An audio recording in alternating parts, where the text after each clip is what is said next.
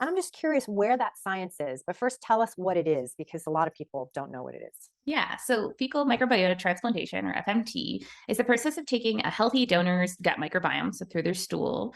And when I say a healthy gut donor, donors are heavily screened.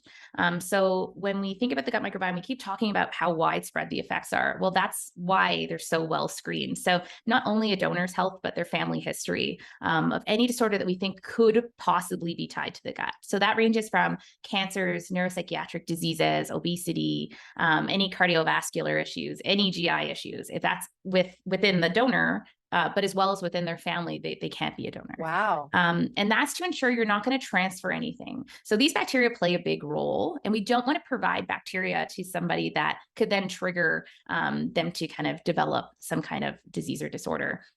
As well, their blood and stool is screened to ensure there's no, viral pathogens or there's no negative things in the stool or in the donor themselves that could be transferred. Wow. I think it's what ends up happening is in that first initial screening, when you look at their health, about between 50 and 80 people are right off the bat from just that health screening are not available to be donors. Wow.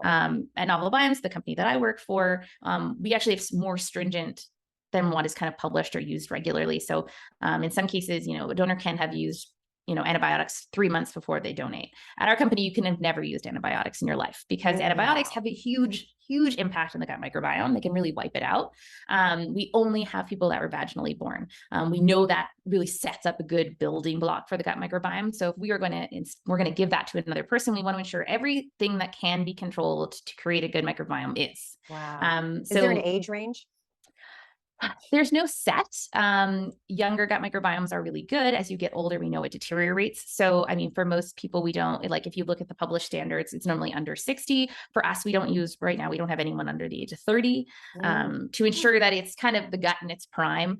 You want to, if you are going to distill this, you're going to purify it, which is kind of the next step. You get a screened donor, you take their stool and you purify it. You get it down to the bacteria that are going to play a big role in kind of recolonizing someone's gut.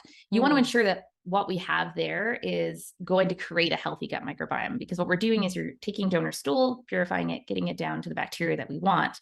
And then somebody that has a dysfunctional gut is going to have that kind of engrafted in their gut. And that's through, currently a lot of them are done through colonoscopy, and oral capsules are becoming really popular. And we're seeing that there's no difference between the outcomes. When we think about C. diff, there's no real difference between outcomes for capsules versus colonoscopy, which is really it's a huge shift because it costs less to do capsules, but it's also a lot more comfortable and it has a reduced risk compared to having a colonoscopy. So when you do the colonoscopy, is it because it has to get to a certain place in the colon and that's why you do it that way? Why can't it just be inserted like a suppository? Yeah. So the gold standard has been colonoscopy, and that's because most of the studies and work have been done in colonoscopy. Okay. The methods kind of range. So there's upper GI routes like nasogastric tube, but there's also a number of lower ones. So colonoscopy and retention enema are both used. Okay. But colonoscopy has become kind of the gold standard. That's the one that's been used most regularly. The creation of FMT capsules has only happened in the last couple of years, and this allows kind of the understanding of that fresh stool, which it was used originally, doesn't have, we don't think, any better impact than frozen stool. And by being able to use frozen stool means you can screen donors ahead of time. You can create capsules that are partially freeze-dried so they can be shipped.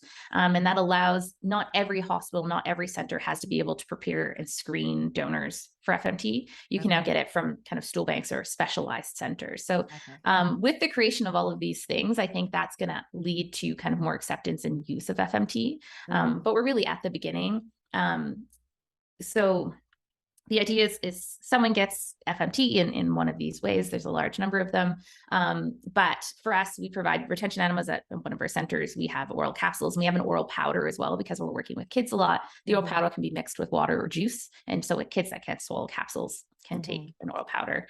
And then what happens is that those bacteria get into the gut and they re-educate the gut. They're going to teach the gut what bacteria should be here, how do we function the best, and that's kind of how we kind of simplify what happens with FMTs. You put the bacteria in there and it teaches the gut what bacteria should be there, and grafts into the gut so they stay there, but they also help kind of build that community over time. We know that FMT's kind of use right now is, as you were saying, in the last 4 years, it hasn't really grown, and it hasn't to the level within the US or within Canada.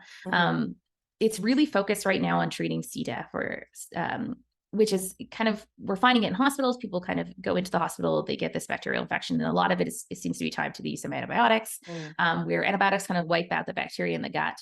And this kind of bad or negative bacteria grows to a large number. And we see, it leads to a lot of GI issues and a lot of diarrhea. People lose a lot of weight, and is one of the more leading causes of death.